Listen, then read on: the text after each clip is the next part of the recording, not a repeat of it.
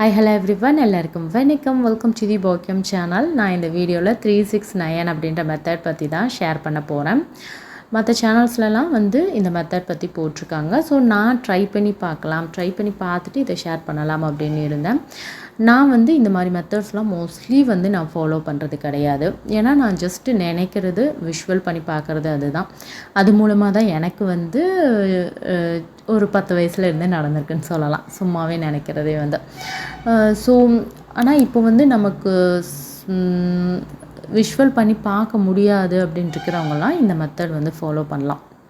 And இந்த method ரொம்ப easy. நீங்கள் எப்படி யூஸ் பண்ணணும் அப்படின்னா, உங்களுக்கு என்ன ஆசை இருக்குது, அது இப்போ நடந்துடுச்சு அப்படின்ற மாதிரி நீங்கள் நினச்சிட்டு எழுதணும். இப்போது நான் என் மனதிற்கு பிடித்த வேலையை பார்த்து கொண்டிருக்கிறேன் அப்படின்ற மாதிரியான ஒரு சென்டென்ஸ் எடுத்துக்கிட்டிங்கன்னா, அதை மார்னிங் 3 டைம்ஸ் எழுதணும், ஆஃப்டர்நூன் 6 டைம்ஸ் எழுதணும், நைட் 9 டைம்ஸ் எழுதணும். ஸோ இப்படி எழுதுறது மூலமா நம்ம என்ன கொண்டு வரோம் மனசுக்குள்ளேனா, ஒரு பாசிட்டிவான ஒரு தாட்டை நம்ம கொண்டு வரோம். சரியா?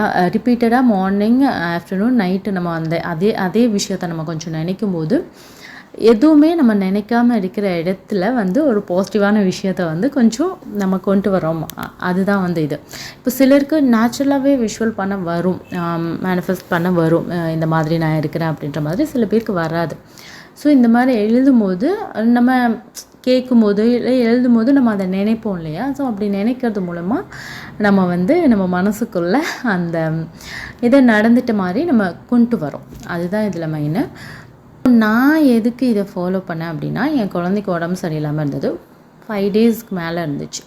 ஸோ 5 டேஸ் ஆகிறதுக்கப்புறமா எனக்கு எப்படின்னா, நமக்கு கஷ்டமாக இருக்கும்ல, ஃபுட்டு குழந்தை எடுத்துக்கல அப்படிங்கும்போது கஷ்டமாக இருக்கும்போது நான் இந்த மெத்தட் ஃபாலோ பண்ணேன். ஸோ ஃபாலோ பண்ணதுக்கப்புறமா நெக்ஸ்ட் டே அந்த ஃபீவர் கம்மியாச்சு, குறைஞ்சிச்சு, விட்டுச்சு. அந்த நெக்ஸ்ட் டே அதுக்கப்புறம் அது வரவே இல்லை. இது நான் ஒரு 2 டைம் இது வரைக்கும் நான் 2 டைம் யூஸ் பண்ணி பார்த்துருக்கேன். யூஸ் பண்ணி பார்த்தால 2 டைமே எனக்கு ஒர்க் ஆச்சு. ஸோ நான் உங்கள் கூடலாம் ஷேர் பண்ணலாம் அப்படின்றது. இதுக்கு பின்னாடி சயின்டிஃபிக்காக என்ன இருக்குது அதெல்லாம் எனக்கு தெரியாது. பிளைண்டாக என்னோட இது ஒன்றே ஒன்று நம்பிக்கை தான். ஸோ என்னால் என் குழந்தை கண்ணு முன்னாடி கஷ்டப்பட்டுட்டு இருக்கும்போது இதை சரியாகணும் அப்படின்னு சொல்லி நான் வேண்டிக்கிறேன் கடவுள்கிட்ட. அதே மாதிரி எனக்கு என் குழந்தை நல்லா ஓடி பழைய மாதிரி இருக்கணும் அப்படின்றத கொண்டு வரணும். நான் விஷுவல் பண்ணி பார்க்கணும். இல்லையா நான் இந்த மாதிரி எழுதிட்டு என் குழந்தைக்கு சரியாகணும் அப்படின்றத நான் ரிப்பீட்டடாக நினைக்கிறேன். ஸோ கண்டிப்பாக அது சரியாகுது. அவ்வளோதான் என்னோட இது பேசிக் நம்பிக்கை நம்ம இதில் கொண்டு வரோம். ஸோ எந்த ஒரு விஷயத்தையும் நம்பிக்கையோடு பண்ணும்போது கண்டிப்பாக அதுக்கு ரிசல்ட் இருக்கும் அப்படின்றதான் என்னோடது. ஸோ நீங்களும் ட்ரை பண்ணி பாருங்கள். இப்போ நீங்கள் ஒரு இன்டர்வியூ அட்டன் பண்ணியிருக்கீங்க, அப்போது அதுக்கான ரிசல்ட் வரணும்னு வெயிட் பண்ணிகிட்ருக்கீங்க அப்படின்னா, நீங்கள் அப்போது இந்த மெத்தட் ட்ரை பண்ணலாம்.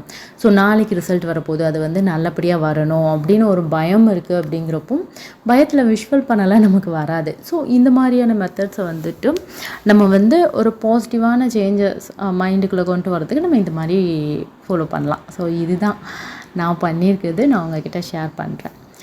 Okay, thank you. நெக்ஸ்ட் வீடியோவில் மீட் பண்ணலாம். பாய்.